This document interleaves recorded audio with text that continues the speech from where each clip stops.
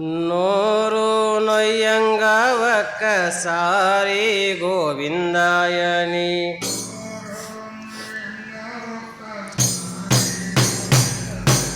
నోరు నొయ్యంగా ఒక్కసారి గోవిందాయని హరి గోవిందాయని పాలు మరచిన నోట హరి భజన చేయని వాడు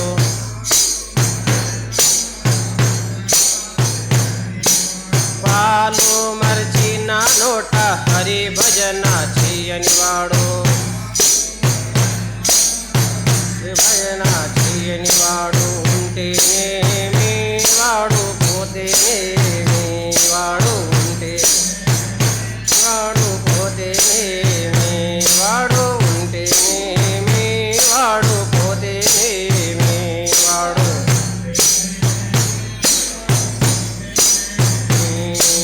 తల్లి తండ్రుల చెట్టి కొట్టిన తనయుడు తనయుడు తల్లి తండ్రుల చెట్టి కొట్టిన తనయుడు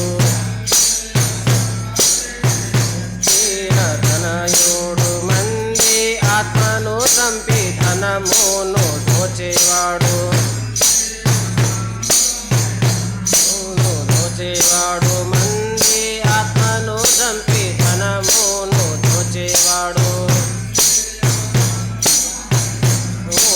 దోచేవాడు ఉంటేనేమి వాడు పోతేనేమి వాడు ఉంటేనే వాడు పోతేనేమి వాడు ఉంటేనేమి వాడు పోతేనేమి వాడు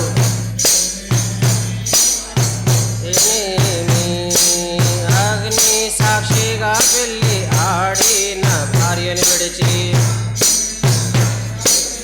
ఆడిన భార్యను విడిచి అగ్ని సాక్షిగా పెళ్ళి ఆడిన భార్యను విడిచి సాక్షిగా పెళ్ళి ఆడిన భార్యను విడిచి మంది స్త్రీలను చూసి పొందుగా చేరేవాడు పొందుగా చేరేవాడు మంది స్త్రీలను చూసి పొందుగా చేరేవాడు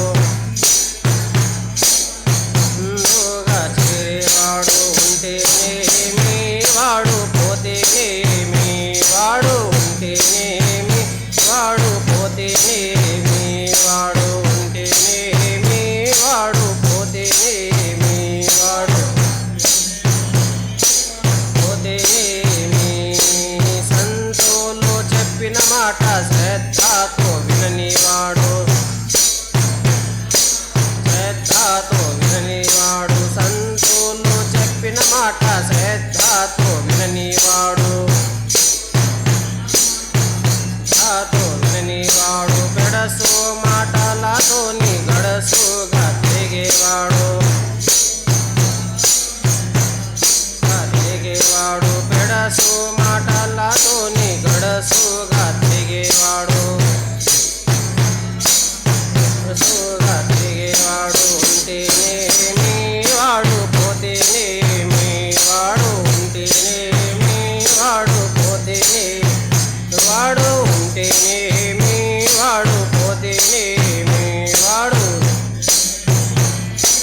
పోతేనేమి అన్నము తిన్న నోట హరి భజన చేయని వాడు అన్నము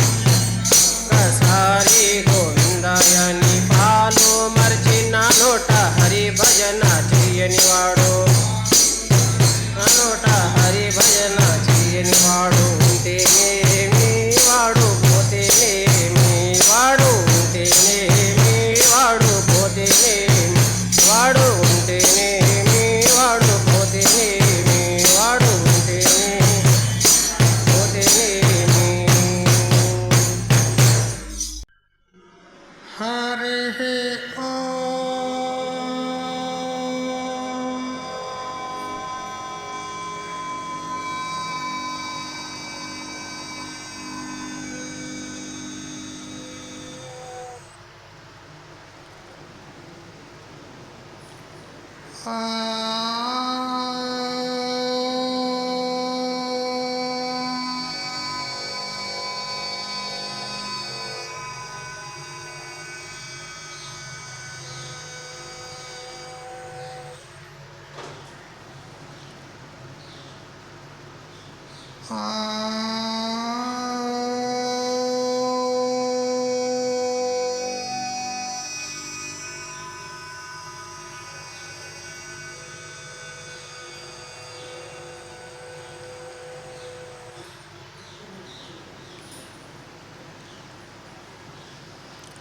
वंशी विभूषितकरान्नवनीरदाभात् पीताम्बरादरुणबिम्बफलाधरोष्ठात् पूर्णेन्दुसुन्दरमुखादरविन्दनेत्रात् कृष्णात् परं किमपि तत्त्वमहं न जाने व्याख्यामुद्रिकया लसत्करतलं सद्योगपीठस्थितम् वामे जानुतले दधानमपरं हस्तं सुविद्यानिधिं विप्रव्रातवृतं प्रसन्नमनसं पाथोरुहाङ्गद्युतिं पाराशर्यमतीव पुण्यचरितं व्यासं स्मरेत् सिद्धये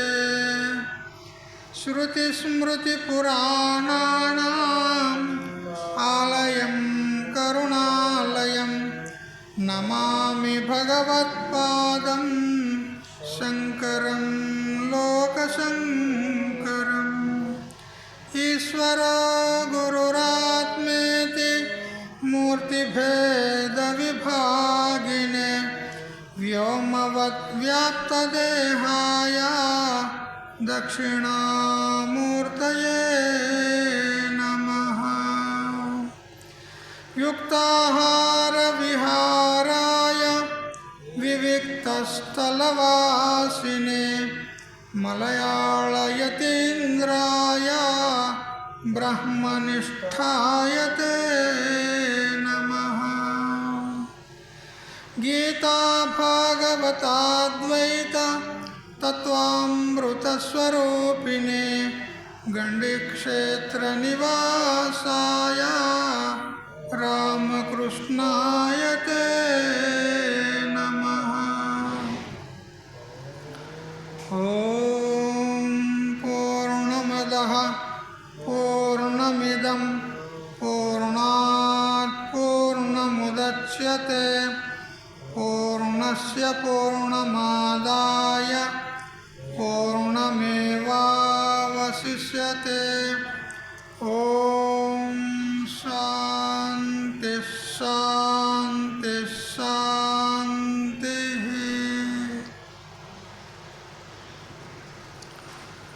స్వాంతపరికల్పిత బ్రహ్మాండాంతర్వర్తి సకల చరాచరములలో అసత్ జడ దుఃఖ మోహాత్మకమైనటువంటి సకల ఉపాధుల కంటే విలక్షణమై సత్ చిత్ ఆనంద రూపం చేత స్వయం ప్రకాశమానమై వెలుగొందుచున్నటువంటి ప్రత్యేక భిన్న పరమాత్మకు సాష్టాంగ ప్రణమిల్లుతూ ఆత్మీయులారా,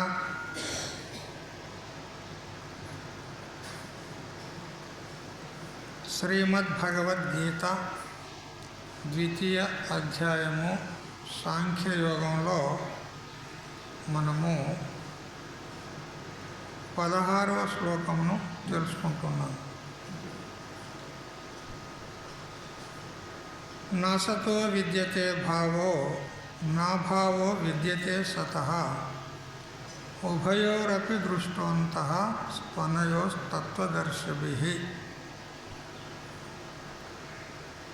అసతః భావః న విద్యతే. అసత్తుకు ఉనికి ఉండదు. సతః అభావః న విద్యతే.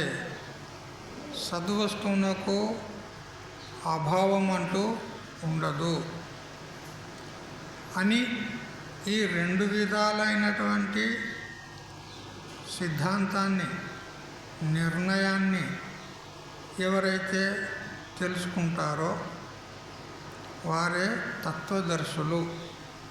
తత్వమును అనగా యథార్థమును తెలుసుకున్నటువంటి వారు.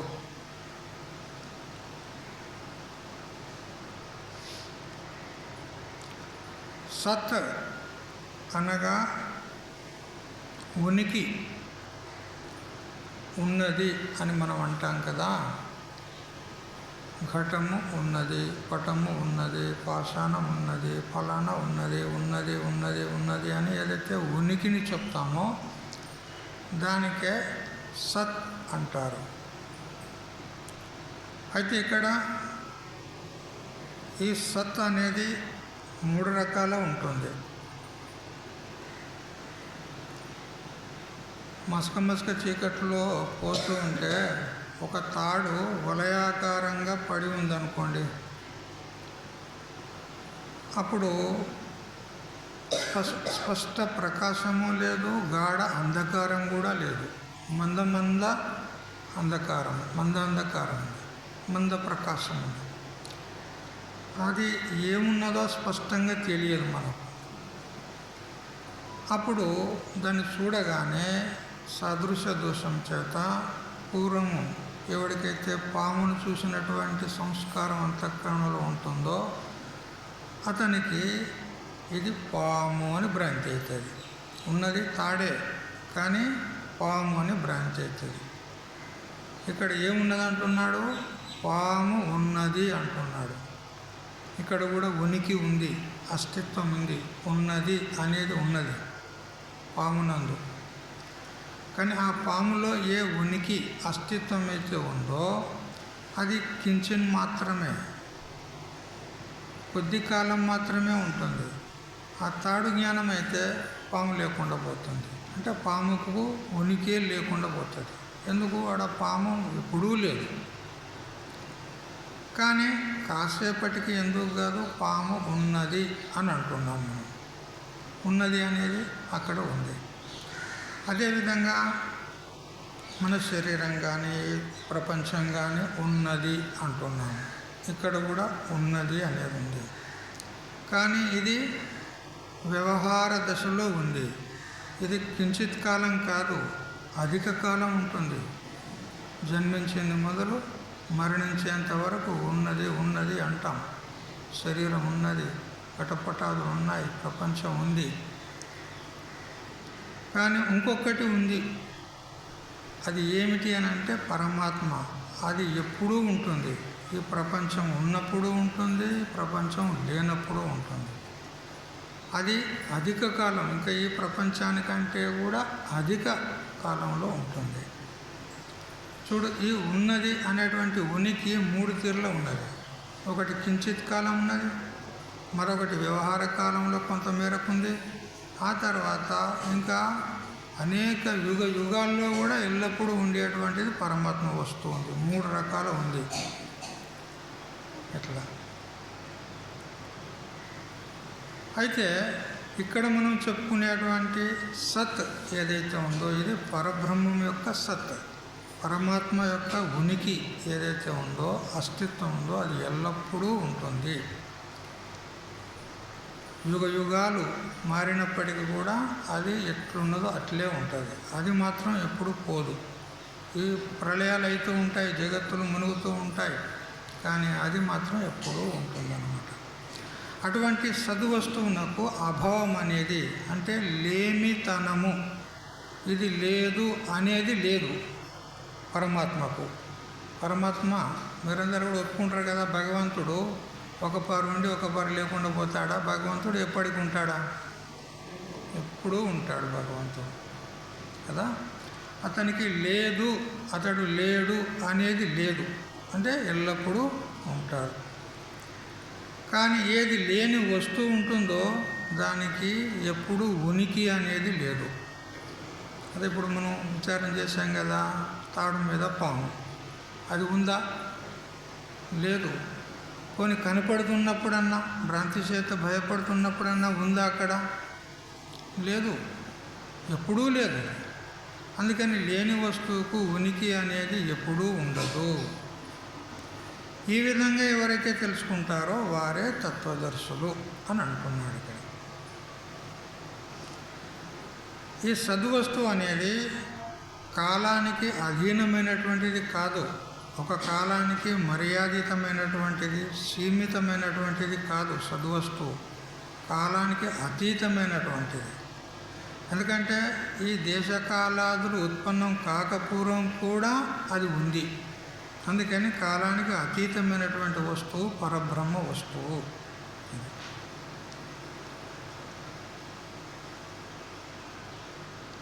ఇక అసత్ అనేది ఏదైతే ఉందో అది కూడా ఎప్పుడూ లేదు కదా. సాధారణంగా అసత్ అనేదానికి లోకంలో చెప్పుకుంటారు, గొడ్రాలు కొడుకు. మీకు ఎప్పుడైనా కనపడిందా?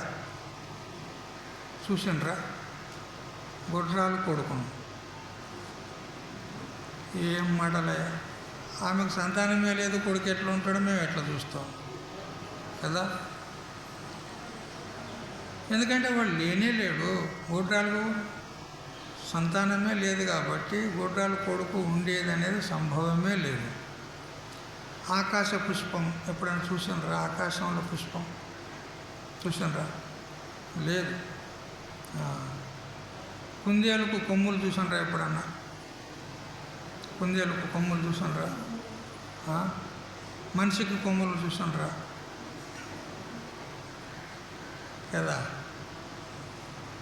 అంటారు కొంతమంది, బాగా మీదికి వచ్చి మాట్లాడినప్పుడు, ఎవరో కొమ్ములు ఉన్నాయని కొడతావరా నాకు అంటాడు. కానీ లేవు కదా. ఎలుకకు కొమ్ములు, గాడిదకి కొమ్ములు, గుర్రానికి కొమ్ములు ఉన్నాయా? ఎప్పుడూ లేవన్నమాట. ఇవి అసత్ అనబడతాయి. అయితే అటు గొడ్రాలు కొడుకు, ఆకాశ పుష్పము అవి ఎప్పుడూ లేనే లేవు. వాటికి ఉనికే లేదు, వాటికి ప్రతీతే లేదు, అవి కనపడనే కనపడవు. కానీ ఈ జగత్తు ఇది కూడా ఎప్పుడూ లేదని వేదాంతం చెప్తుంది. ఈ శరీరం మొదలుకొని ఈ ప్రపంచం కూడా ఎప్పుడూ లేదు అని చెప్తుంది. మరి వంద్యాసుతుని వల్లే లేదంటావా ఈ జగత్తుకు? వంద్యాసుతుడైతే ఎవరికి కనపడడు, కానీ ఈ జగత్తు కొంచెం ప్రత్యక్షంగా కనపడుతుంది. జగత్తులోనే వ్యవహారం చేస్తున్నాము. తింటే ఆకలి తీరుతుంది, నీళ్ళు తాగితే దప్పిక తీరుతుంది, అన్ని వ్యవహారాలు చేసుకుంటున్నాం. ఇది లేదంటే మేము ఎట్లా ఒప్పుకుంటాం? ఈ శరీరం లేదు నీకు, ఈ ప్రపంచం లేదు అంటే ఒప్పుకుంటావా? అది ఉన్నదా? చెప్పు, నిజంగా ఉన్నదా? నువ్వు గాఢ నిద్ర లోపల ఉన్నప్పుడు నీ శరీరం ఉన్నదా? చెప్పు. గాఢ నిద్రలో ఉన్నప్పుడు శరీరం ఉన్నదనేటువంటి స్ఫురణ నీకుందా? లేదు. మరి ఉన్నట్టా లేనట్టా శరీరం?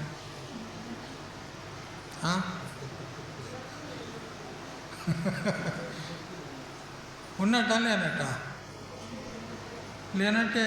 ఎప్పుడైతే నీ దృష్టి లోపలనే లేదో అది లేనట్టే, అంతే కదా. అట్లా ప్రళయంలో లేదు ఈ జగత్తు, మూర్ఛలో లేదు, సమాధిలో లేదు. ఒకప్పుడు కనపడుతుంది, ఒకప్పుడు కనపడకుండా పోతుంది. అంటే ఉన్నట్ట? లేనట్టే. కనపడుతుంది, మరి ఏది కనపడుతుందో నిజంగా ఉన్నట్టే అని ఒప్పుకుంటారా మీరు? ఏది కనపడిందో అది సత్యమే అని ఒప్పుకుంటారా మీరు? ఇప్పుడు తాడు మీద పాము కనపడిందా లేదా మనకు? స్వప్నం చూస్తావా లేదా? నువ్వు కనపడిందా లేదా? మరి ఉందా? లేదు. మరి కనపడిందల్లా ఉంటుంది అనే నియమం ఉందా? చెప్పండి. లేదనే నియమం ఉంది. ఏది కనపడుతుందో అది లేదు. ఇక దృశ్యం తన్నశ్యం. కానీ ఏది కనపడతలేదో అది ఉంది. ఏది? పరమాత్మ వస్తువు. పరమాత్మ నువ్వు చూసినావా పరమాత్మ?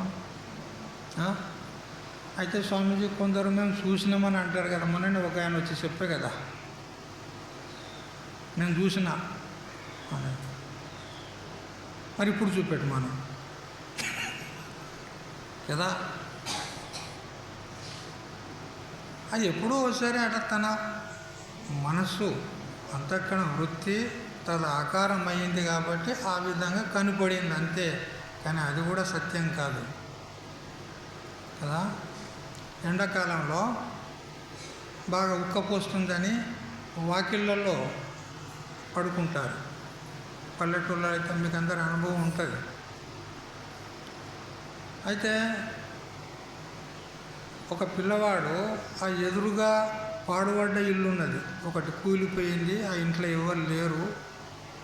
అందులోకి పోయి ఈ పిల్లవాడు ప్రతిరోజు ఆడుకుంటుంటే తల్లి అనుకున్నది అందులోకి పాడుపడ్డది కదా, అందులో పాములు తేళ్ళు ఏమైనా ఉంటాయి, ఈ పిల్లవాడు అందులో పోయినట్లయితే ఏమన్నా గట్లే దుర్ఘటన జరగగల, పాములు ఏమన్నా ఉంటాయి కదా, వీన్ని అక్కడికి పోనీయకుండా చెప్పాలి. వద్దురా అంటే ఊరుకుంటాడా వాడు? ఊరుకోడు. మరి ఏం చేయాలి? అరే అందులో పోతేవని అంటే అందులో దయ్యం ఉన్నది, పడితే చూడు అన్నది. అందులో దయ్యం ఉన్నది, అందులో పోతేవంటే నేను పడుతుంది అనగా, అవునా అమ్మా, నిజమేనా? నిజంరా, నాకు కనపడింది అనేసరికి వాడు పక్కా విశ్వాసం పెట్టింది. ఇంకా తల్లి కదా, తల్లి అబద్ధం మాట్లాడదు కదా అని పక్కా విశ్వాసం పెట్టుకున్నాడు. ఇక రాత్రి ఎండాకాలం కాబట్టి బయట పడుకున్నారు, వాకిట్లో బయట పడుకున్నారు. రాత్రిపూట ఒకసారి వానికి ఇట్లా వచ్చింది. అప్పుడు తల్లి తండ్రి అందరూ ఇక్కడ పడుకున్నారు, ఇక్కడే కదా, బజారే కదా, ఏముంది అని తల్లిని ఎందుకు లేపాలని వాడు అలా లేచి అటు ముఖం పెట్టి వాడు చేస్తున్నాడు. వానికి తల్లి చెప్పిన మాట జ్ఞాపకం వచ్చింది. ఇందులో దయ్యం ఉంటుందమ్మా. వాడు నిజంగా చిమ్మని చీకటి ఉంది, నిజంగా ఉండొచ్చునా ఇంట్లో అని అట్లే చూసేసరికి వాడు నిజంగానే కనపడింది, వాడికి దయ్యమే కనపడింది. అమ్మా అన్నాడు ఒకటేసారి. ఏమైందిరా? ఆ తల్లి లేచింది, తండ్రి లేచింది. ఏమైందిరా? దయ్యం. కాళ్ళు చేతులు వణుకుతున్నాయి మనకి. ఆ వచ్చేది బంద్ అయిపోయింది కదా. చెమటలు వస్తున్నాయి, కాళ్ళు చేతులు వణుకుతున్నాయి. అమ్మా దయ్యం మాట కూడా సరిగ్గా వస్తలేదు. అరే చూడ, దయ్యం ఎక్కడిది రాడా? దయ్యం లేదు, ఏం లేదంటే అంటే కూడా ఉంటలేడు వాడు. నిజంగా ఆడు దయ్యం ఉంది అంటున్నాడు. మరి ఉందా నిజంగా దయ్యము? మరి వీనికి కనపడిందా లేదా? ఎట్లా కనపడింది? వాని మనస్సే దయ్యం ఆకారం అయింది అంతే, ఏం లేదు, దయ్యం లేదు, పాడలేదు. అట్లా ఈ సగుణ సాక్షాత్కారం కూడా గంతే. నేను చెప్తే కదా మొన్న ఆయన వచ్చి నాకు సాక్షాత్కారం ఏంటంటే గట్లాంటిదే. అందుకని దృశ్యం తన్నశ్యం, ఏది కనపడుతుందో అది నాశనం అవుతుంది, అది ఎల్లప్పుడూ ఉండేది కాదు. ఆదావంతే చేయన్నాస్తి వర్తమానేపి తత్తథ. ఆది యందు ఏది లేదో అంతమునందు కూడా ఏది లేదో, మధ్యన కనపడినప్పటికీ కూడా అది లేనిదే. నువ్వు పడుకోకముందుకు స్వప్నం కనపడిందా? పడుకోకముందుకు తలకాయ ఊపుతున్నావు. పడుకోకముందుకు స్వప్నం చూసినావా? లేదు. మేల్కొన్న తర్వాత స్వప్నం చూస్తావా? మరి ఎప్పుడు కనపడింది? నిద్రించినప్పుడు కనపడింది, అంతే కదా. అంటే మధ్యలో కనపడింది. మొదట లేదు, తర్వాత లేదు, మధ్యలో కనపడింది. సత్యమా? ఆ స్వప్నం సత్యమా? కాదు. అట్లే ఈ జగత్తు, ఈ శరీరాలు కూడా కదా. మన నాయనమ్మను తాతను చూసినామా లేదా? మనం చూసినాం. ఉన్నారా? లేరు కదా. మన ముత్తాతలు ఉన్నారా? లేరు. ఇప్పుడు మన నాయనో అమ్మో ఉంటే ఉండొచ్చు కొంతమందికి, కానీ ఉంటారా? పోనీ నువ్వు ఎప్పటికి ఉంటావా? ఉండవు. మరి ఇట్లా కనపడి అట్లా పోయేటియే కదా ఈ శరీరాలు కూడా స్వప్న ప్రపంచం వల్లనే. మరి ఇది ఎట్లా సత్యమవుతుంది చెప్పు? నీ శరీరమే సత్యం కాదు, ఇదే పోతుందంటే జగత్తు అది కూడా ప్రళయంలో కలిసిపోతుంది. అంటే ఏది సత్యం లేదు ఇక్కడ. సత్యం అనేది ఏమీ లేదు. మరి ఏముంది స్వామీజీ? సత్యం అనేది ఏముంది? ఒక్క పరమాత్మ, అంతే. ఆ సత్యమైనటువంటి పరమాత్మను తెలుసుకుంటేనే మనకు మోక్షం. అర్థమైందా? ఇట్లా ఉండే వస్తువు ఎప్పుడూ లేకపోదు, ఎప్పుడూ ఉంటుంది. లేని వస్తువు ఎప్పుడూ ఉండదు, అది ఎప్పుడూ లేనిదని అర్థం కదా. ఒకప్పుడు ఉందని ఒకప్పుడు లేదని అంటే అది ఎప్పుడూ లేదని అర్థం, అంతే కదా. ఒకప్పుడు ఉంది ఒకప్పుడు లేదని అంటే ఎప్పుడూ లేదని అర్థం. ఒక బాటసారి మార్గం గుండా పోతూ ఉన్నాడు. పోతూ ఉన్నప్పుడు ఒక ఊరి మధ్య నుండి పోతూ ఉన్నాడు. ఆ పక్కకు ఒక ఇంట్లో, అది ఒక కుమ్మరివాణి ఇల్లు. ఆ కుమ్మరివాడు ఎండాకాలం కదా, వాళ్ళు ఏం చేస్తారంటే ఆ చెరువులలో ఉన్నటువంటి మట్టిని వాళ్ళు తీసుకొచ్చి వాళ్ళు రాసి పోసుకుంటారు. అక్కడ వర్షాకాలం అయితే మళ్ళీ మట్టి దొరకదు. అందుకని ఆ మట్టిని, ఏం మట్టి అది, ఏదంటే అది తెచ్చిపోసుకుంటారా? జిగట మట్టి, అది ఆ చెరువులలో కుంటలలో ఉండేటువంటిది. అది పోసుకున్నాడు. పోయేటప్పుడు ఈ బాటసారి చూశాడు, ఏముంది అది? మట్టి. మట్టి తెచ్చి పోసుకున్నారు అనుకుని పోయినాడు. మళ్ళీ ఒక 2-3 నెలలు అయిన తర్వాత మళ్ళీ తిరిగి వచ్చినాడు. అదే బాట నుండి వస్తూ ఉన్నాడు. మళ్ళీ అదే ఇంట్లో చూసేసరికి అప్పుడు అన్ని కుండలు ఉన్నాయి, అన్ని కుండలు ఉన్నాయి కదా. చూశాడు. ఇప్పుడు ఆ కుండలన్నీ మళ్ళీ పగిలిపోయినాయి అనుకో, మళ్ళీ ఏమవుతాయి? మళ్ళీ మట్టి అవుతాయి కదా. మొదలేముండే? మట్టే ఉండే. ఇప్పుడేమున్నాయి? మట్టే ఉన్నది. మరి కుండలు సత్యమా మట్టి సత్యమా చెప్పు? కుండలు మధ్యలో వచ్చినాయి. మొదట మట్టే ఉన్నది, ఇప్పుడు మట్టే ఉన్నది. ఆ కుండలు మిథ్య. అట్లే ఈ కుండలు కదా, ఇదో కుండ, ఇదో కుండ, అదో కుండ, ఇవన్నీ కుండలే. ఇవన్నీ ఇవి పుట్టక ముందుకు ఉన్నాయా? లేవు. చచ్చిన తర్వాత ఉంటాయా? ఇప్పుడు ఉన్నాయా? ఉన్నాయా? నిజంగా లేనట్టే.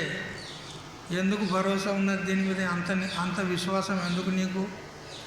పోనీ రేపటి దగ్గర బ్రతుకుతానని ఎవరైనా నాకు గ్యారంటీ రాసేయండి. రేపటి దగ్గరనే బ్రతుకుతా అని గ్యారంటీ రాసేయండి. రేపటి దగ్గర కాదు, గంట. ఏమైనా గ్యారంటీ ఉందా? ఉందా చెప్పండి. పక్కా చెప్పుకోండి, అబద్ధం ఆడుకోండి. రాసిస్తారా?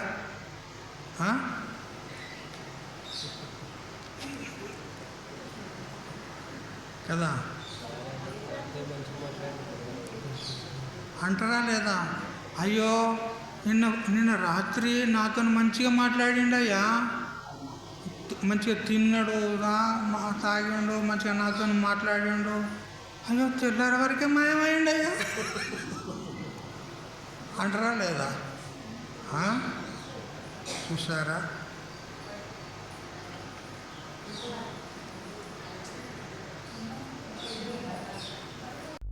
ఎవరన్నా ఎప్పుడో ఏ వేళనో జీవెళ్ళిపోతుంది, జీవెళ్ళిపోతుంది, చెప్పకాను రెప్పపాటున చెదిరిపోతుంది, జీవెళ్ళిపోతుంది. ఏ చెట్టు నందో గట్టు నందో, ఏ చెట్టు నందో గట్టు నందో, చెట్టు కాలములాయందో గట్టిగా నీ పొంది వదలి పిట్టాలగసినట్టు వలనే ఎప్పుడో ఏ వేళనో జీవెళ్ళిపోతుంది, జీవెళ్ళిపోతుంది. బాల్యమందో ప్రాయమందో బలువు తీరిన ముదిమియందో, బాల్యమందో ప్రాయమందో బలువు తీరిన ముదిమియందో, గాలి సోకి పండుటాకు రాలిపోయిన చందమునా ఎప్పుడో ఏ వేళను జీవెళ్ళిపోతుంది, జీవెళ్ళిపోతుంది. పగటి ఎందో సంధ్యాయందో పరగ మధ్యరాత్రి ఎందో, పగటి ఎందో సంధ్యాయందో పరగ మధ్యరాత్రి ఎందో, గగనమందున మెరుపుతీగా కదలిపోయిన చందమున ఎప్పుడో ఏ వేళను జీవెళ్ళిపోతుంది, జీవెళ్ళిపోతుంది.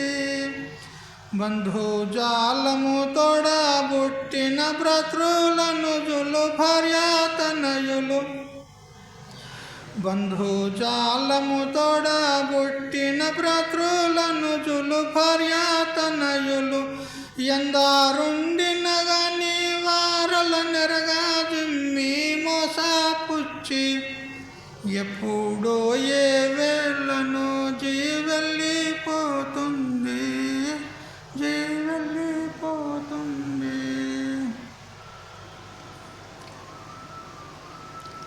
చెప్పండి, రేపు గ్యారంటీ పత్రం ఇస్తారా? మరి ఇప్పుడు శరీరాలు ఉన్నట్టా లేనట్టా? ఉన్నాయా వాస్తవంగా? నీటి బుగ్గ కదా, నీటి మీద బుగ్గ ఇట్లా కనపడి టుపుక్కుమంటారు, అట్లా ఈ శరీరాలు. మరి వీటి మీద మనకింత మోహం ఎందుకు? అవునా? పోనీ నువ్వు సాధించేది ఏంది నాకు చెప్పు. ఏం సాధిస్తావు? ఇప్పుడు నువ్వు ఎన్నేళ్ళు ఉన్నావు? ఎవరు నాకు ఏమేమి సాధించినావు? నీ సాధించినటువంటి ఘటనలు చెప్పు. చెప్పొచ్చు, ఓ నేను అది చేసినా ఇది చేసినా, నేను చేసినట్టు ఎవరు చేయలేదు అని కూడా అనవచ్చు. కానీ ఎన్ని చేసినా కానీ ఏం ఫలితం లేదు కదా. ఒక్క ఆత్మజ్ఞానం సంపాదించుకుంటేనే మనం ఏదో సాధించినట్టు అంతే. అది సంపాదించకపోతే నువ్వు రాజ్యాలు పరిపాలించినా లేదా స్వర్గానికి అధిపతి అయినా కానీ ఏం ఉపయోగం లేదు. ఇక అంతకంటే గొప్ప పని ఏం చేస్తావు చెప్పు. అందుకని ఆత్మజ్ఞానం కంటే గొప్పది ఏమీ లేదు. నహి జ్ఞానేన సదృశం పవిత్రమిహ విద్యతే. కాబట్టి జ్ఞానంతో సమానమైనటువంటిది ఈ ప్రపంచంలో ఏమీ లేదు. అందుకని మరి జన్మకు వచ్చినందుకు మనం ఏం చేయాలి? ఆత్మజ్ఞానాన్ని సంపాదించుకోవాలి. మరి ఆ జ్ఞానం ఎక్కడ దొరుకుతుంది? మార్కెట్లో దొరకదా? మార్కెట్లో దొరికేటి ఏంటి? కూరగాయలు కదా. మరి జ్ఞానం ఎక్కడ దొరుకుతుంది? ఆగో గురుదేవానంద స్వామి, విష్ణుదేవానంద స్వామి అట్లాంటి మహాత్ముల దగ్గరికి పోతే దొరుకుతుంది. ఇంట్లో కూకుంటే దొరకదు కదా. అందుకని వచ్చేసేయండి ఎక్కడికి? ఆశ్రమానికి. రూములు ఉన్నాయి ఉండేందుకు. ఈ 4 నెలలు కాదు, ఎప్పటికి ఉండొచ్చు. వస్తారా? ఎవరు సపోర్ట్ చేస్తలేరు కదా. మోహం పట్టుకున్నది కదా, మోహం అనే దయ్యం పట్టుకుంది కదా, అది విడిచిపెడతలేదు కదా. మనుమడు పట్టుకొని, మనుమరాలు పట్టుకొని, కొడుకులు, కోడన్లు, ఆస్తులు, పాస్తులు అన్నీ దయ్యంలాగా గట్టిగా పట్టుకున్నాయి. అవి పట్టుకున్నాయా లేదా మీరే పట్టుకున్నారా? ఇది నాకు చెప్పాలి. అవి మిమ్మల్ని పట్టుకున్నాయా, మిమ్మల్ని అవే పట్టుకున్నాయా? చెప్పండి. Very good, very good. అది తుకారం మహారాజు అందరికీ, అరే పాండురంగని భజన చేయండిరా, మీ జన్మ ధన్యం చేసుకోండిరా, భగవంతుని చింతన చేయండిరా అని చెప్తే ఎవడూ ఇంటలేడు. మా కాడ తీరుతుంది, మాకు పొలం పనులు ఉన్నాయి, మా మనవరాలు ఉన్నది, మా పిల్లలు, మా కొడుకు కోడలు పొలం పనికి పోతే మా మనవరాల్ని ఎవరు పట్టుకోవాలి ఇంటికాడ ఉండి? అది ఎక్కడ పోతే రోడ్డు మీద పోతే ఆయనతో ఏమన్నా కాగల్లా, అందుకని నేను పట్టుకున్నా అంటారు. ఏదో ఏదో ఒక నెపం చెప్తారు, మాకు తీరదు, మాకు కుదరదు అని చెప్తారు. ఇప్పుడు వీళ్ళకి ఏం చెప్పాలి నేను అని విచారం చేసిండు తుకారాం. అప్పుడు అందరూ పోయే రహదారిలో ఒక చెట్టు ఉంది అక్కడ రోడ్డు పక్కకు. ఆ చెట్టు దగ్గర పోయి గట్టిగా పట్టుకున్నాడు. ఆ చెట్టును తుకారాం మహారాజ్ గట్టిగా పట్టుకొని, అయ్యో నన్ను చెట్టు గట్టిగా పట్టుకున్నది, నన్ను వదులుతలేదు, కొంచెం విడిపించండి, పట్టుకున్నది విడిపించండి అని కేకలు వేస్తున్నాడు. అప్పుడు దారిన పోయేవారు అంటారు, ఎవరా మూర్ఖుడా, గాయంతో తెలియదురా నీకు, చెట్టు పట్టుకుంటుందా, చెట్టు నువ్వు పట్టుకున్నావా? ఆ గదే నేను చెప్పేటోనున్నా మీకని ఆయన అంటాడు. కొడుకులు, బిడ్డలు, ఆస్తులు, పాస్తులు మిమ్మల్ని పట్టుకున్నాయా, మీరు వాళ్ళని పట్టుకున్నారా? మీరే పట్టుకున్నారు కదా, మరి మీరు ఎట్లా అబద్ధం ఆడినారు?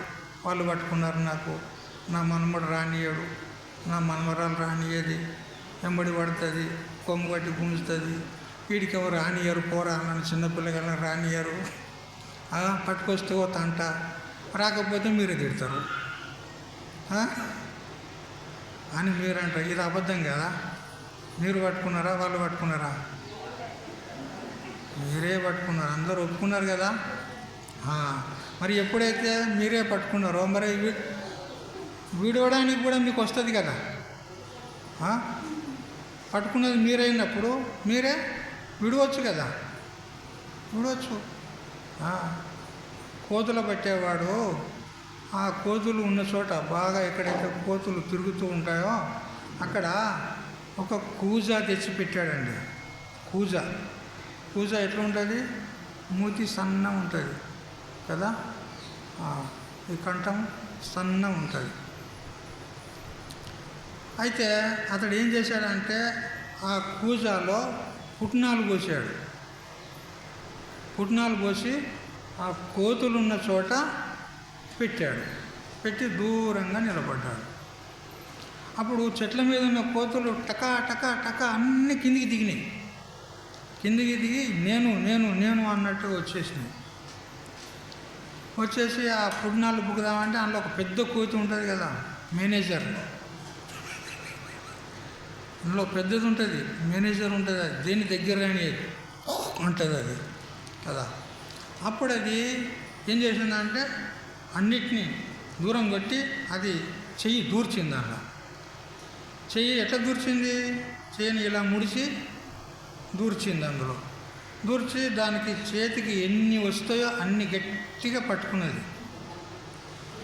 పట్టుకొని తీయడానికి ప్రయత్నం చేస్తే ఆ చెయ్యి వస్తలేదు.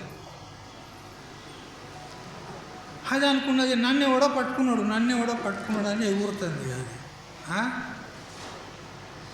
ఎవడు పట్టుకున్నాడండి? అది పట్టుకున్నదా, ఎవడన్నా పట్టుకున్నాడా? అదే పట్టుకున్నది. అయితే పట్టిన దాన్ని మాత్రం విడిస్తలేదు, ఎగురుతుంది అక్కడ ఇక్కడ, అది మాత్రం విడిస్తలేదు. అప్పుడు కూతుల పట్టేవాడు వచ్చి ఉండి దాన్ని పట్టుకున్నాడు. ఇప్పుడు ఏమైపోయినాడు దాని పని?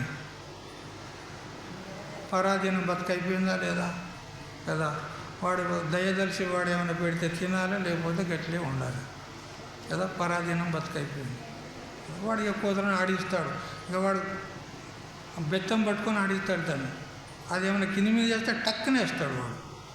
చూసినా అది పెద్ద ఇనుప కడియం చేసి దానికి చుట్టూ అక్కడెక్కడ బట్టలు చుట్టి దాంట్లో గ్యాస్ లైట్ పోసి ఆ బట్టలకు నానిపి అంటిస్తాడు వాడు.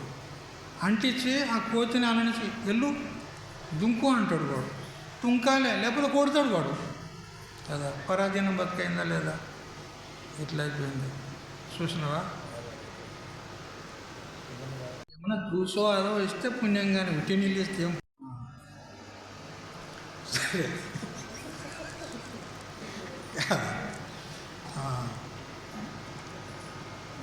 చూసారా? జీవుల యొక్క పరిస్థితి ఇంతే. సత్సంగం చేస్తాము రాండి అని స్వామీజీ 4 నెలలు కార్యక్రమము నిర్విరామంగా పెడితే ఈ ప్రజలు ఎంతమంది వస్తున్నారు కదా? ఏదో ఎలక్షన్కు ఓట్లు వేసేందుకు వస్తారు కదా. ఎలక్షన్లు అప్పుడు ఓట్లు వేసేందుకు వస్తారు కదా. మా వంత అయిపోయింది అని ఒకనాడు ఓటు వేస్తాడు, మళ్ళీ రాడు కదా వాడికి, మళ్ళీ ఎందుకు వస్తాడు కదా. అట్లా ఒకనాడు ఒకరు వస్తారు, వాళ్ళు ఓటేసి పోతారు. ఇక మళ్ళీ రేపు ఇంకోళ్ళు వస్తారు, వాళ్ళు ఓటేసి వాళ్ళు పోతారు. ఇట్లనే ఉన్నది ఇప్పుడు పరిస్థితి కదా. కానీ ఉన్న ఊళ్ళో రావచ్చు కదా. సరే, పరా ఊళ్ళో అంటే వాళ్ళకి దూరం ఉంది కాబట్టి వాళ్ళు రాలేకపోతారు. ఉన్న ఊళ్ళో అయితే రావచ్చు కదా, వచ్చి సత్సంగం విని చక్కగా మళ్ళీ ఇంటికి వెళ్ళి వాళ్ళ పనులు చేసుకోవచ్చు కదా. చూడు, ఇట్లా ఉన్నది మన పరిస్థితి.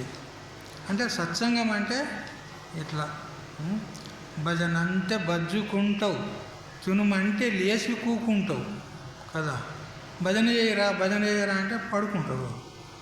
నాయనా ఎల్లయిందిరా దా తిందురా అంటే గట్లా చెప్పవ్వా వస్తానా అని అనుకుంటా వచ్చి తింటాడు వాడు.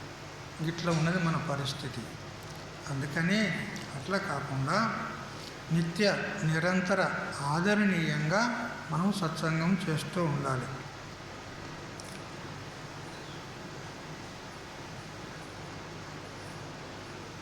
ఈ కానవచ్చేటువంటి నామరూప జగత్ అంతా ఏదైతే ఉందో ఇది నిరంతరము మారుతూ ఉంటుంది, పరివర్తనం చెందుతూ ఉంటుంది. ఒకే తీరుగా ఉంటుందా? ఇప్పుడు మన శరీరమే బాల్యావస్థలో ఒక రకంగా ఉంది, కొన్నాళ్ళకు మరొక రకంగా ఉంది, ఇప్పుడు ఇట్లా అయిపోయింది. ముంగటి ఎట్లయితుందిగా అది కూడా ఎరుకుంది కదా. మారిపోతూ ఉంది. ఈ జగత్ అనే మాటకు గతిశీలమైనది. జగత్ అని అంటే జాయతే లయం గచ్చతి ఇది జగత్. ఉత్పన్నమయ్యి లయం వైపుకు వెళుతుంది కాబట్టి దీన్ని జగత్ అంటారు. అది శరీరం అంటేనే జగత్. మారిపోయే వస్తువుకు స్థిర వస్తువు ఒకటి ఆధారమై ఉండాలి.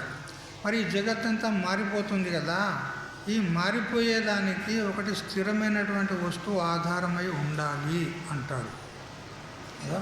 ఒకటి ఆధారం ఉండాలి. ఆధారం లేకుండా ఈ మారిపోయే వస్తువు ఉండడానికి వీల్లేదు.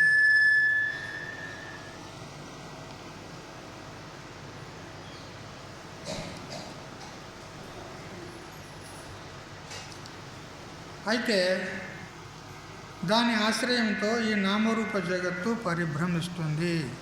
ఆ ఆధారమైనటువంటి వస్తువు తక్కువైంది, పూర్తి తక్కువైంది. ఈ ఆధారమైనటువంటి వస్తువు ఎవరు? ఈ సంపూర్ణ ప్రపంచానికి, మారిపోయే ప్రపంచానికి అని అంటే అదే సత్ వస్తువు, అదే పరమాత్మ వస్తువు.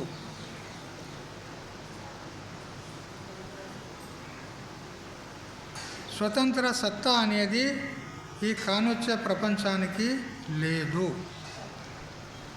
అందువల్ల ఆ సద్వస్తువే మన యొక్క గమ్యస్థానము, అదే మన స్వరూపము, అదే సకల శాస్త్రాలకు ప్రతిపాద్య విషయం.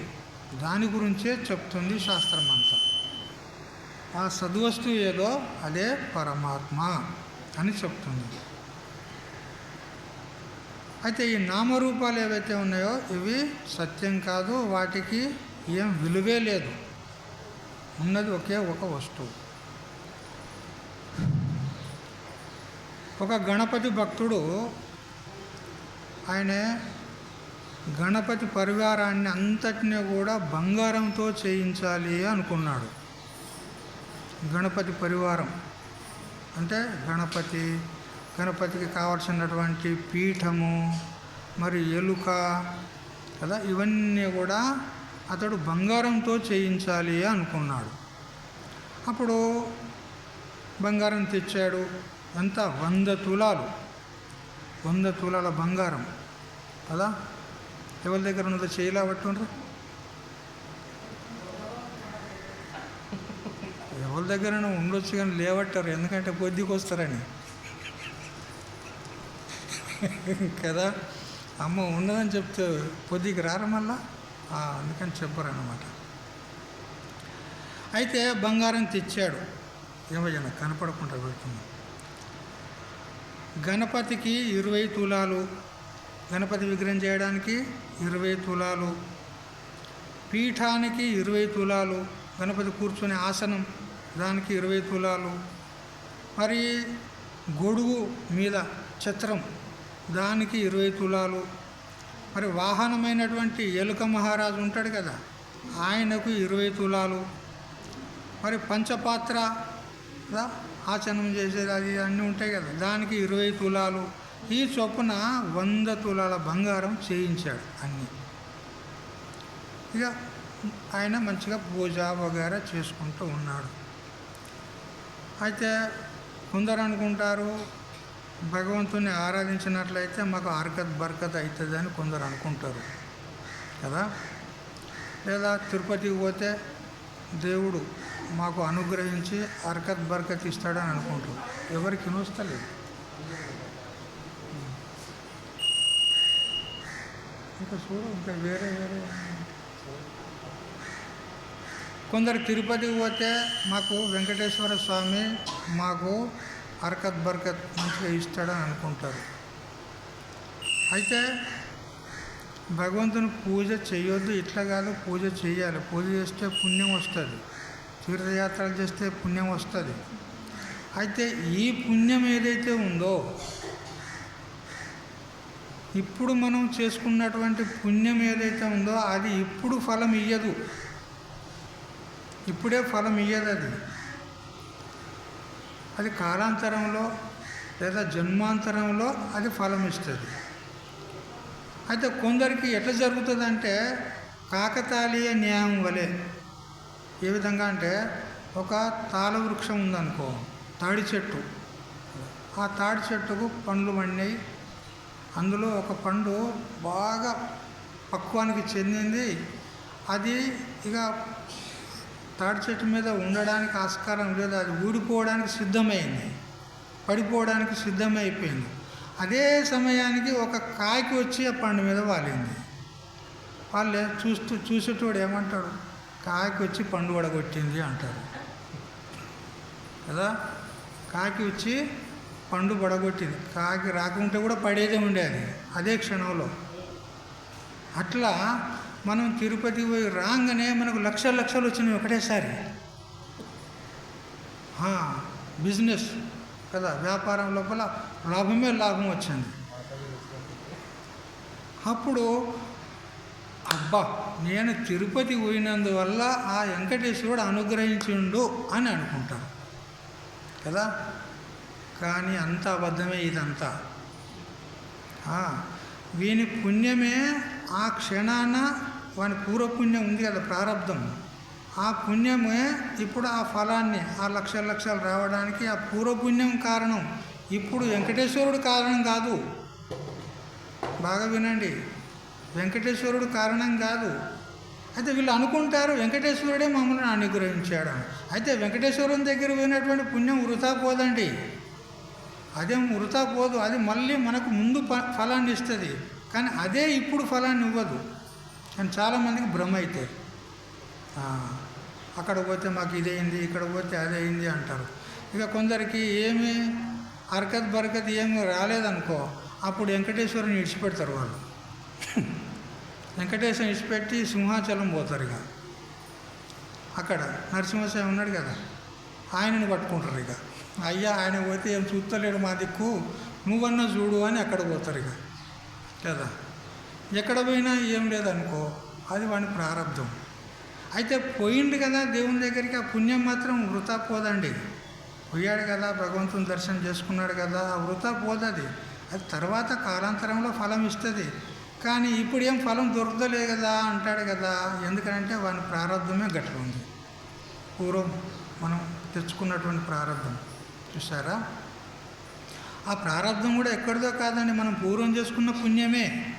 పూర్వం పుణ్యం చేసుకున్నామని ఇప్పుడు ఆ విధంగా వచ్చి సుఖము అంటే సుఖం ఇస్తుంది, పుణ్యం అంటే సుఖం ఇస్తుంది, పాపం అంటే దుఃఖం ఇస్తుంది.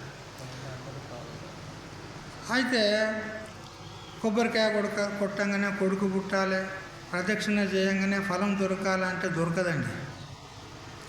పుణ్యం అయితే ఎక్కడ పోదు, కానీ అట్లా దొరికేది కాదు. ఇప్పుడు చేసుకున్న పుణ్యం ఇప్పుడే ఫలం ఇవ్వదు. పూర్వం మన ప్రారంభంలో ఏ పుణ్యం ఉండనో అది ఫలం ఇస్తుంది.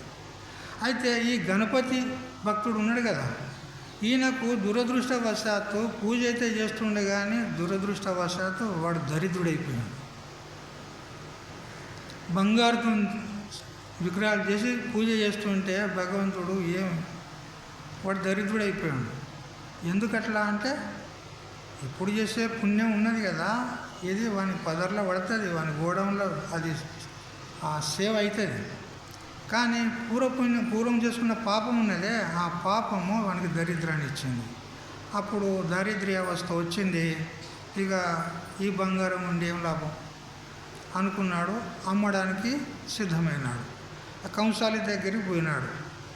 ఈ గణపతిని తీసుకున్నాడు, ఆ పీఠం తీసుకున్నాడు, ఎలుకను తీసుకున్నాడు, ఆ ఛత్రం తీసుకున్నాడు, మరియు ఆ పాత్రను తీసుకున్నాడు. అన్నీ తీసుకొని ఆ కంసాలికి ఇచ్చినాడు. అయ్యా, నేను అమ్మదలుచుకున్నా, దాని విలువ ఎంతో కట్టి నాకు డబ్బు ఇవ్వు అన్నాడు. అప్పుడు అతడు ఇగో గణపతికి గింత, దీనికి గింత, దీనికి గింత అని అన్నిటికీ ఒకే తీరు రేటు కట్టాడు.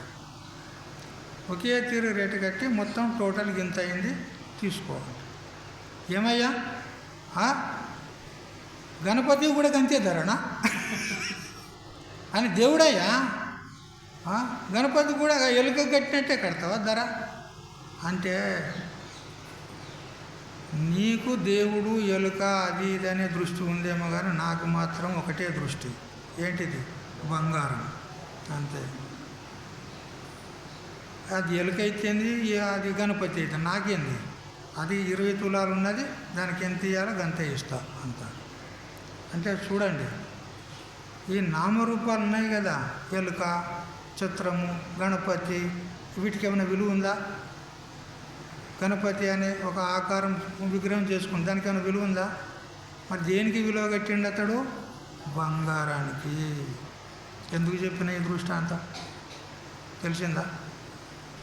ఈ నామరూప ప్రపంచమంతా మనకు కనపడుతుందా లేదా? ఈ శరీరం మొదలుకొని ప్రపంచము ఇది ఫలానా ఇది ఫలానా నామరూపాలని కనపడుతున్నాయా లేదా? దీనికి ఏం విలువ లేదు. ఎందుకు? ఇవి మిథ్య, ఇవి కల్పితములు. ఏ విధంగా కుమ్మరివాడు మట్టితోని కుండ చేస్తాడు, కుండ చేసి దానికి ఒక పేరు పెడతాడు, ఇది కుండ అని పేరు పెడతాడు, దానికి ఒక ఆకారం ఇచ్చిండు కదా ఆ చక్రం మీద. అట్లే ఒక కూజ చేస్తాడు, ఇది కూజ అని పేరు పెడతాడు, దానికి కూడా ఒక ఆకారం ఇచ్చాడు. అయితే ఈ నామము రూపము కుమ్మరివాడు కల్పించిందే, కానీ వాస్తవంగా ఉన్నది ఏంది? మట్టి. కుండలో ఉన్నది మట్టే, పూజలో ఉన్నది మట్టే, ముంతలో ఉన్నది మట్టే, అన్నిట్లో ఉన్నది మట్టే. ఏది సత్యం చెప్పండి? మట్టే సత్యము, నామరూపాలు మిథ్య. అట్లా ఈ జగత్తంతా కూడా నామరూపాల చేత కనపడుతుంది కదా, ఇది సత్యమైంది కాదు. మరి ఏమిటి సత్యము అంటే, ఈ మారేటువంటి ప్రపంచానికి ఏది ఆధారమై, ఏది అధిష్టానమై ఉన్నదో అది సత్యం, అది పరమాత్మ. అన్నిట్లో ఉన్నది అదే వస్తువు, అదే పరమాత్మ వస్తువు. దాన్ని గుర్తించాలి. మనం చూసేది పరమాత్మనే, మనం ఉన్నది పరమాత్మలోనే, కానీ పరమాత్మను గుర్తించడం లేదు. వస్తువులను గుర్తిస్తున్నాము, ఆ వస్తువు దాత ఎవరైతే ఉన్నారో వాడిని గుర్తించడం లేదు. చూసారా? ఇప్పుడు నేను ఇది ఏమున్నది ఇక్కడ అని అడిగినాను అనుకో, వారందరూ చూస్తున్నారు రైటు. ఇక్కడ ఏముంది అని అడిగినాను అనుకో, మీరు చెప్పండి ఇప్పుడు ఏముంది? కర్చీఫ్ అంతే కదా. దస్తీ అంటారా మీరు, ఇక్కడ ఏమంటారు?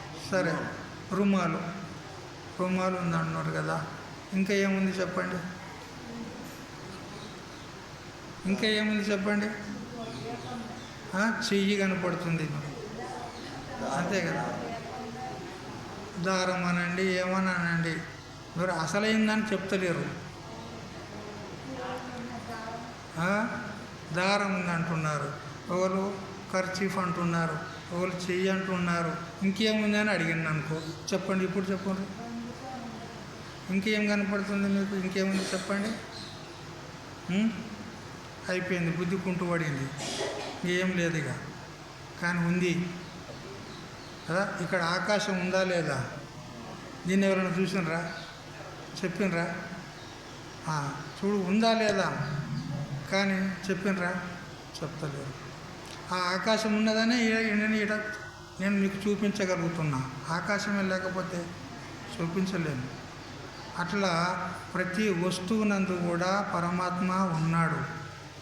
ఇందుగలడందు లేడని సందేహము వలదు చక్రిస్తున్నా సర్వోపగతుండు, ఎందెందు వెతికి చూసినా అందందే కలడు. చెప్పిండా లేదా ప్రహ్లాదుడు మనకు? మరి పద్యం బాగానే పాడతారు, మరి మీకు ఏం తెలిసినట్టు? ఇప్పుడు ఏం తెలిసినట్ట? ఇప్పుడు చూపెడితే కదా. మరి ఇక్కడ ఏ విధంగా ఆకాశం ఉన్నదో అట్లా పరమాత్మ కూడా ఇక్కడ ఉన్నాడు. మరి చూసినరా మీరు? చెప్పినరా? లేదు.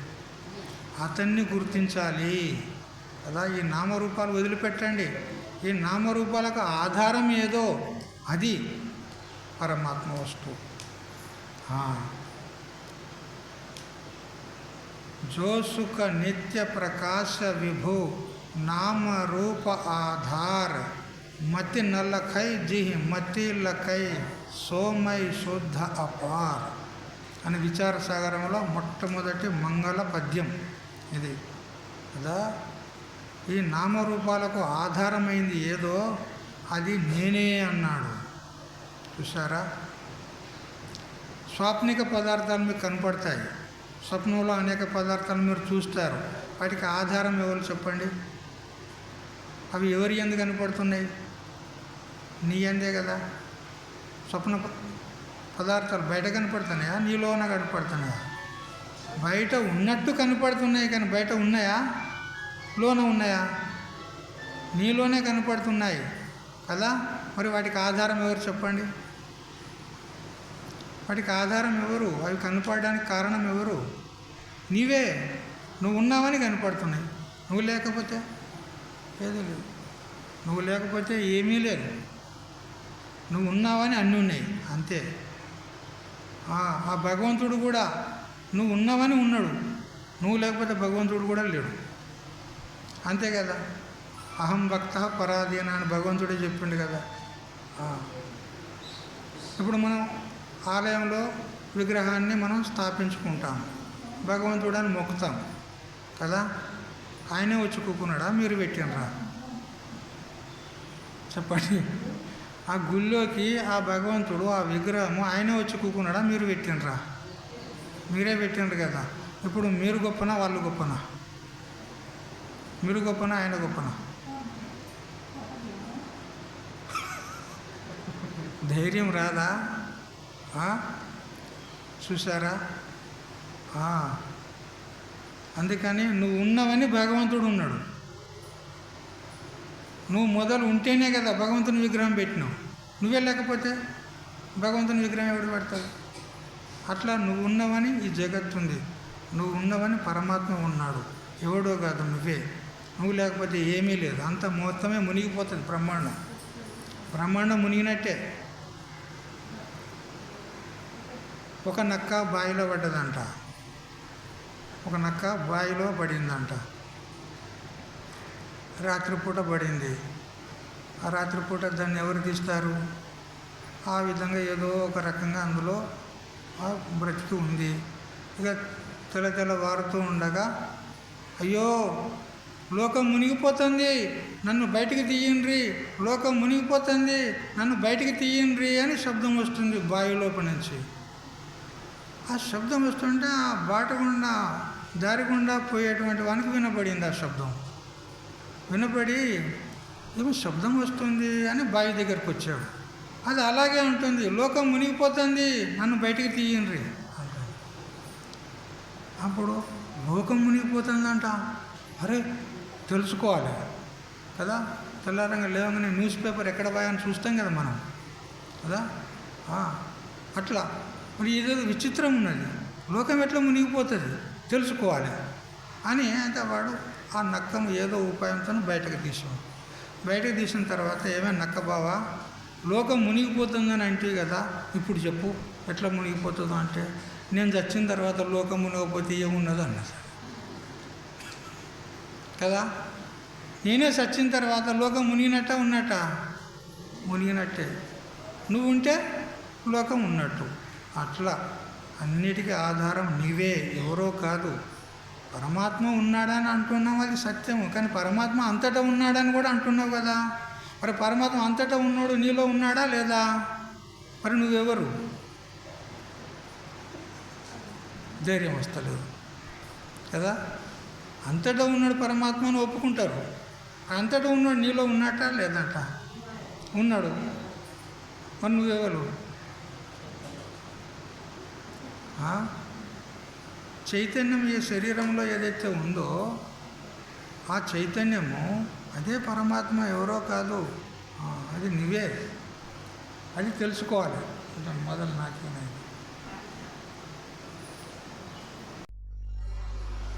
అది తెలుసుకోవాలి. అంటే అది తెలుసుకోవడానికి కొంచెం ధైర్యం కూడా ఉండాలి. 2 గుండెలు ఉండాలి అంటారు కదా. ఇప్పుడు 1 గుండె సరిపోదు. ఇప్పుడు మీరు అంటుండ్రా ధైర్యంగా, నేనే భగవంతుణ్ణి, అహం బ్రహ్మాస్మి అంటుండ్రా? తికమక పడుతుండ్రా లేదా? వెనక ముందు అవుతుండ్రా లేదా? ఎందుకు? 1 గుండె సరిపోదు, 2 గుండెలు కావాలి. అంటే 2 గుండెలు ఎక్కడైనా కొనుక్కొచ్చి పెట్టుకుంటారేమి? అంటే ధైర్యాన్ని అధికంగా చేసుకోవాలి అని అర్థం. ఆ ధైర్యం మనకు గురు శాస్త్రాల ద్వారా ప్రాప్తమవుతుంది. అందుకని సద్గురుదేవుణ్ణి, సత్శాస్త్రాన్ని జీవితం ఉన్నంత వరకు వదిలిపెట్టరాదు. ఆ జీవితం త్రయం సేవ్యాత్ వేదాంతో గురురీశ్వర. జీవితం ఉన్నంత వరకు వేదాంత శాస్త్రము, గురుదేవుడు, ఈశ్వరుడు, ఈ ముగ్గురిని మరవరాదు. ఎల్లప్పుడూ వారిని ఆరాధిస్తూ ఉండాలి, వారి సేవ చేస్తూ ఉండాలి. కాబట్టి ఈ నామరూప ప్రపంచానికి ఆధారం ఏదైతే ఉందో, అధిష్టానం ఏదైతే ఉందో అదే పరమాత్మ. మీరు అప్పుడప్పుడు జాతరలోకి వెళ్తారు, అక్కడ చక్కెరతోని చేసినటువంటి బొమ్మలు కనపడతాయి మీకు. చక్కెరతోని బొమ్మలు, చక్కెర బొమ్మలని అమ్ముతారు కదా. ఒక బొమ్మ మురళీకృష్ణుడు, ఒక బొమ్మ ఆంజనేయుడు, ఒక బొమ్మ నెమలి, ఒక బొమ్మ హంస, ఒకటి కోతి, ఒకటి పాము, ఇట్లా అన్ని బొమ్మలు చేసి పెట్టినాడు కదా. పెట్టిన తర్వాత పిల్లలను తీసుకొని మనం పోతాం జాతరకు. అప్పుడు పిల్లలు వాటిని చూసేసరికి అవి అందంగా కనపడేసరికి అమ్మ అమ్మ నాకు ఈ బొమ్మ కొనియవా అంటాడు. సరేరా తీసుకో, నీకేది కావాలో తీసుకో అంటే వాడు మురళీకృష్ణుని బొమ్మ తీసుకున్నాడు కదా. ఆ తర్వాత అంతతో ఆగుతాడా వాడు? నాకు నెమలి కావాలి అంటాడు వాడు కదా. ఇది కావాలి అది కావాలి అంటాడు. సరే తీసుకున్నారే అనుకో, అక్కడ పెట్టండి దాన్ని. ఇప్పుడు బొమ్మలన్నీ ఖరీదు చేసిన తర్వాత డబ్బులు ఇవ్వాలి కదా. ఎన్ని అయ్యా అని అడిగినారు అనుకో. అప్పుడు ఆ మురళీకృష్ణునికి ఎంత ఖరీదో ఆ నెమలికి కూడా అంతే ఖరీదు అని అంటే, ఏమయ్యా నెమలికి కూడా గంతే తీసుకుంటావా నువ్వు? కృష్ణుడి కంటే సరే పర్వాలేదు దేవుడు కాబట్టి తీసుకున్నావు, నెమలికి కూడా గంతే తీసుకుంటావా అంటే వాడు ఏమంటాడు? నీ దృష్టి నామరూపాలు, నా దృష్టి చక్కెర వజన్ ఎంత, నేను దానికి 1/2 కిలో పెట్టినా, దీన్ని కూడా 1/2 కిలో పెట్టినా 1/2 కిలో పైసలు రావాలి నాకు, అంతే. నువ్వు ఆ దేవుడా అదంతా నాకు ఎరకలే అంటాడు కదా. అట్లా నామరూపాలను విడిచిపెట్టి మనము అధిష్టానాన్ని పట్టుకోవాలి, ఆశ్రయాన్ని పట్టుకోవాలి గట్టిగా. ఆశ్రయాన్ని పట్టుకుంటే ఇక మనకు ఏ దోఖా లేదు, ఇక ఏ అపాయం లేదు. మీరు ఎవరైనా ఇప్పుడు జొన్నలు విసురుతారా? విసురు రౌతులో వేసి ఉన్నాయా? ఇప్పుడు జొన్నలు విసురుతారు, ఉన్నాయా?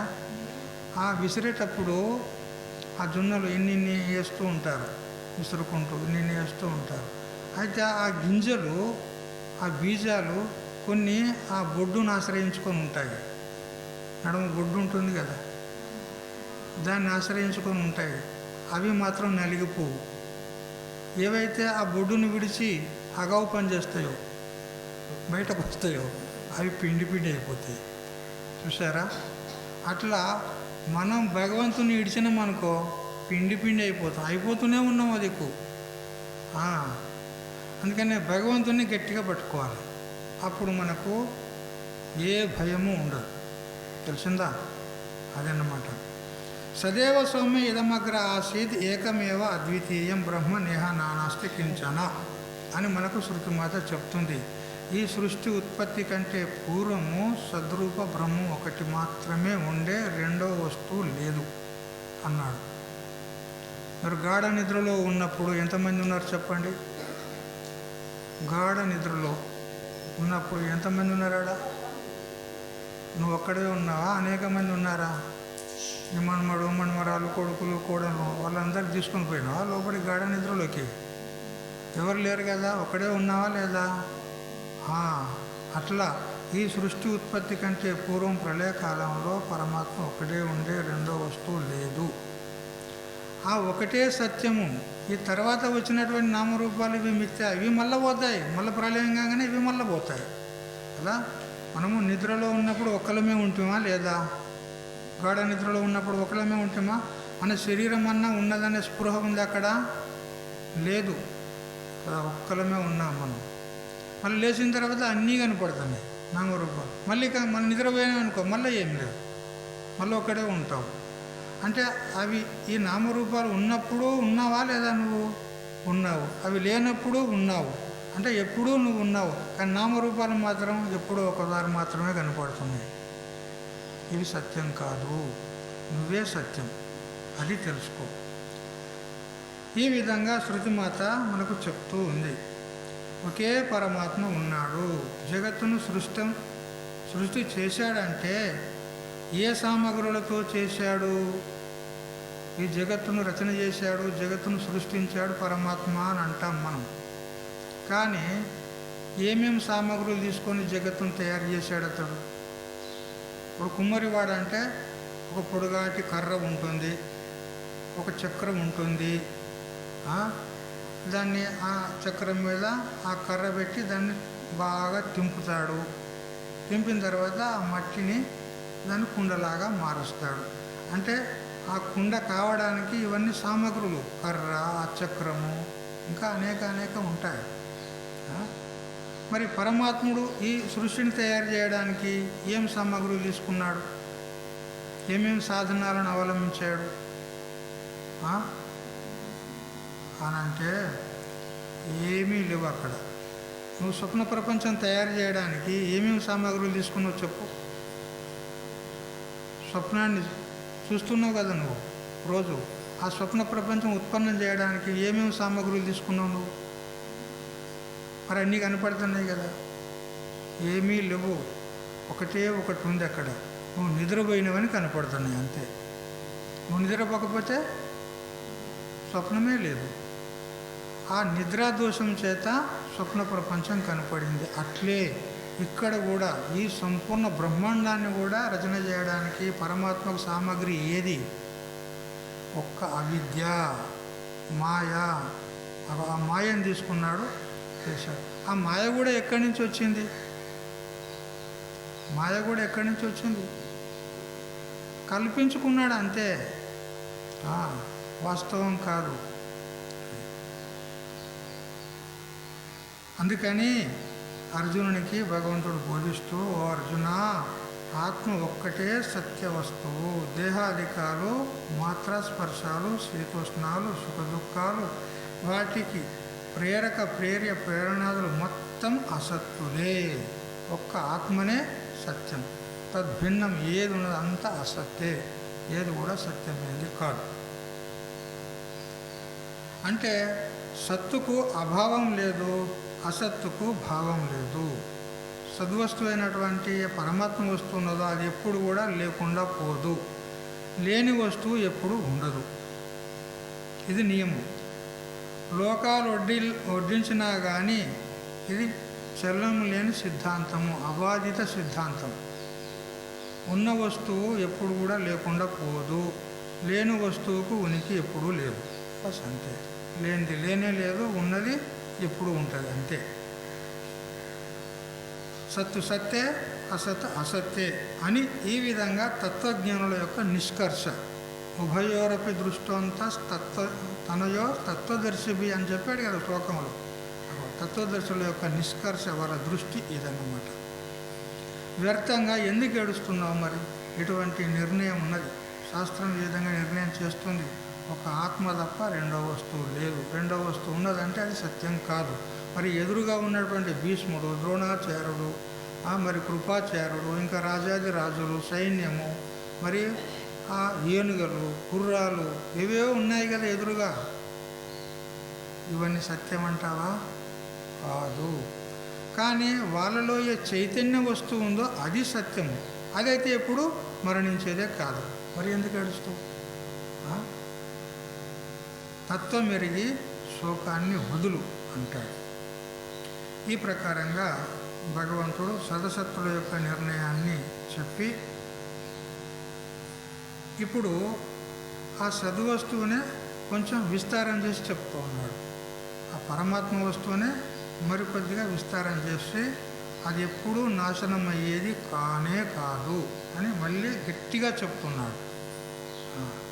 ఎందుకంటే కొందరు అంటారు, ఏం చెప్తున్నావే, చెప్పిందే చెప్తున్నావు, పాడిందే పాట, పాడుకున్న దాసరి అన్నట్టు అని మనం అంటామా లేదా?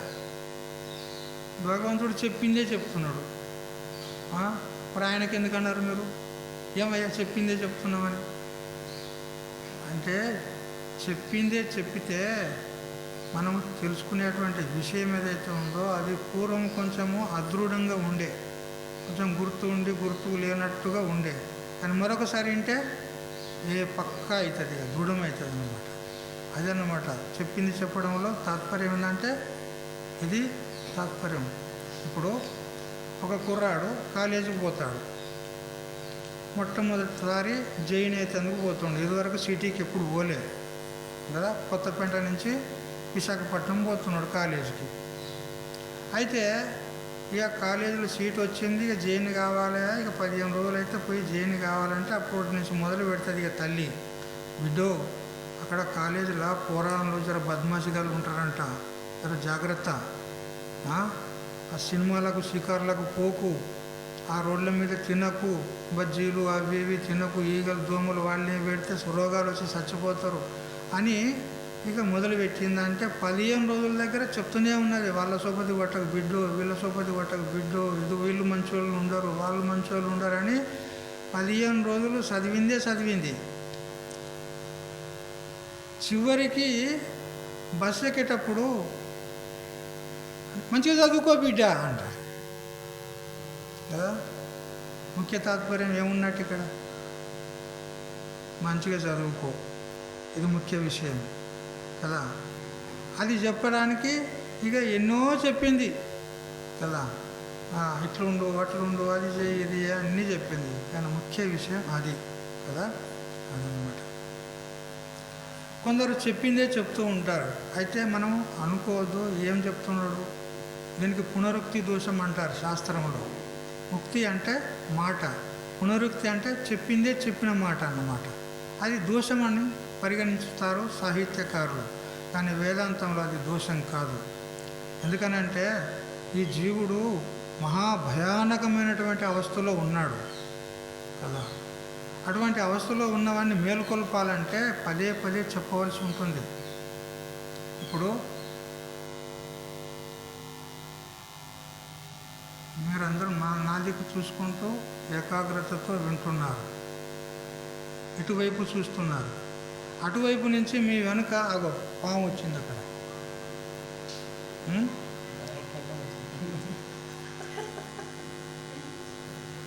ఆడ వెనుకాల పాము వచ్చింది.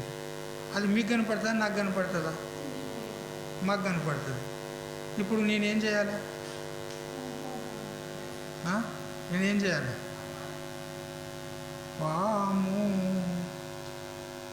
వెనుకాల వచ్చింది అని నిమ్మలంగానే పాట పాడుతున్నాను అనుకో, మీకు ఏమైనా అర్థమవుతుందా? ఏదో ప్రవచనం చెప్తున్నా అనుకుంటారు మీరు కదా. పాము పాము పాము పాము అన్నా అనుకో, అప్పుడు వెంటనే చంగుని ఎగిరి ఇటు దుంగుతారన్నమాట. చూసినరా? ఇప్పుడు పాము పాము పని ఎన్నిసార్లు అన్నా 10 సార్లు కూడా అనొచ్చు, తప్పు లేదు. ఎందుకంటే భయానక పరిస్థితి ఉన్నది, వెనుక ప్రమాదం ఉంది. అటువంటి ప్రమాదం నుంచి తప్పించాలంటే ఎన్నిసార్లు అయినా చెప్పవచ్చు. అట్లా వేదాంతం కూడా తత్వమసి నాసీతం సంసారి, తత్వమసి నాసీతం సంసారి అని ఎన్నిసార్లు అయినా చెప్తుంది. చాందోగ్య ఉపనిషత్తుల్లో 9 సార్లు చెప్పినాడు కదా. అందుకని వేదాంతంలో చెప్పిందే చెప్పితే దోషం కాదు, భూషణమే. ఎందుకనంటే విన్నది దృఢమవుతుంది కదా గట్టిగా. ఇంకా ఇప్పుడు మీరు కూడా ఎన్నోసార్లు సత్సంగాలు చేసి ఉండవచ్చు, ఎంతో మహాత్ముల దగ్గర విని ఉండవచ్చు కదా. మరి మీరు ఎంతవరకు నిశ్చయం చేసుకున్నారు చెప్పండి? అహం బ్రహ్మాస్మి, నేను బ్రహ్మమునే ఉన్నా అని పక్కా నిశ్చయం చేసుకున్న వాళ్ళు చేయలేవటం. ఇప్పుడు అడిగితేనే చెప్పలేదు, ఏడా నిశ్చయం చేసుకున్నారు కదా. అందుకని మళ్ళీ వినవలసి వచ్చింది ఇప్పుడు. అందుకని ఇప్పుడు నిశ్చయం చేసుకోండి ఇక గట్టిగా. ఈ శరీరాలు అనిత్యాలు, ఈ శరీరంలో ఏ చైతన్యం ఉన్నదో అది నేను, అది నేను నిత్యము, నేను అవినాశి స్వరూపుణ్ణి అని పక్కా నిశ్చయం చేసుకున్నారా?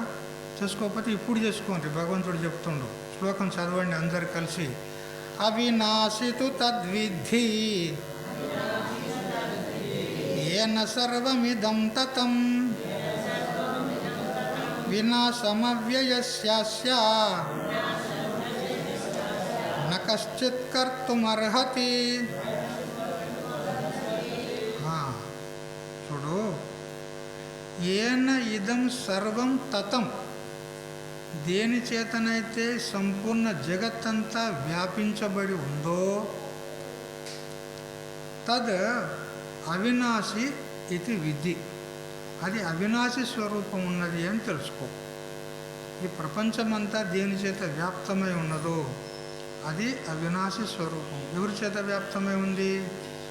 ఇప్పుడు కుండ అనేటువంటి కార్యం తయారైంది. ఆ కార్యంలో సర్వత్రా వ్యాప్యమైనటువంటి, సర్వత్రా ఉన్నదాన్ని ఏంది? అది మట్టి. అంటే మట్టి చేత సంపూర్ణ కుండ అంతా, ఆ ఘటం అంతా కూడా వ్యాప్తమై ఉంది. అట్లే ఈ జగద్రూప కార్యమంతా కూడా వ్యాప్తమై ఎవరున్నారు? పరమాత్మ ఉన్నాడు. ఆ పరమాత్మ ఎలాంటి వాడు అంటే అవినాశి అని చెప్తున్నాడు. అతనికి నాశనము లేదు, ఎల్లప్పుడూ ఉండేవాడు. పోనీ అతనికి స్వతహాగా నాశనం లేకపోతే లేకపోని బాబా, వేరే దాని చేతనైనా నాశనం కావచ్చు కదా. ఇప్పుడు ఒక కుండ ఉందనుకో, ఒక కర్ర తీసుకొని కొట్టామనుకో, ఏమవుతుంది? నాశనం అయిపోతుందా లేదా? అంటే ఇప్పుడు అది ఎట్లా నాశనమైంది? దానికైతే నాశనమైందా? వేరే కర్రతోని నాశనమైంది. పరతః నాశః. అట్లా పరమాత్మ స్వయంగా నాశనం కాకపోతే వేరే దాంతో నాశనం అయితే కావచ్చు కదా. అంటే చెప్పినాడు, అస్య వినాశం నా కశ్చిత్ కర్తుమర్హతి, ఎవడు కూడా చేసే సమర్థుడు లేడు అంటాడు. పరమాత్మను నాశనం చేసే సామర్థ్యము ఎవడికీ లేదు. ఎవడికి లేదనేది కూడా ఇది అంత యోగ్యమైన శబ్దం కాదు. ఎందుకనంటే పరమాత్మ కంటే రెండో వస్తువు లేనే లేదు. ఎవడు నాశనం చేస్తాడు దాన్ని? నాశనం చేసేవాడు కూడా రెండో వాడు ఉండాలి కదా. లేనే లేడు. ఏకమేవ అద్వితీయం బ్రహ్మ, ఒకటే ఒక బ్రహ్మ వస్తువు ఉంది. మరి అలాంటప్పుడు నాశనం చెయ్యాలని అంటే ఇంకొకడు వేరొక వ్యక్తి ఉండాలి. ఉన్నాడా? ఎవరు లేడు. కనపడుతున్నారు కదా వీళ్ళంతా మిథ్య కదా. మిథ్యా వస్తువు సత్య వస్తువును నాశనం చేయగలుగుతుందా? మిథ్యా వస్తువు సత్య వస్తువును నాశనం చేయగలుగుతుందా? ఇప్పుడు తాడు మీద కనపడినటువంటి పాము ఆ తాడును నాశనం చేస్తుందా? అది లేనే లేదు, తాడుని ఎట్లా నాశనం చేస్తుంది?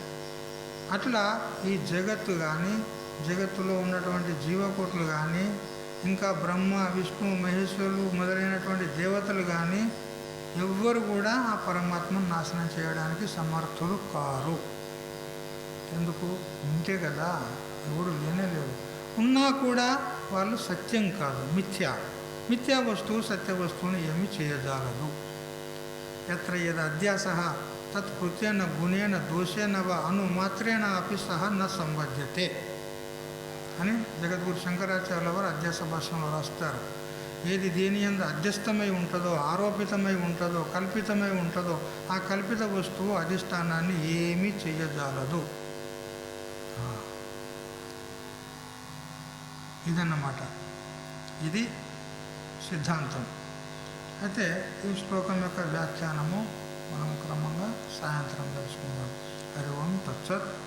ఓం సహనావతు సహనౌ భునక్తు సహ వీర్యం కరవావహై తేజస్వినావధీతమస్తు మా విద్విషావహై.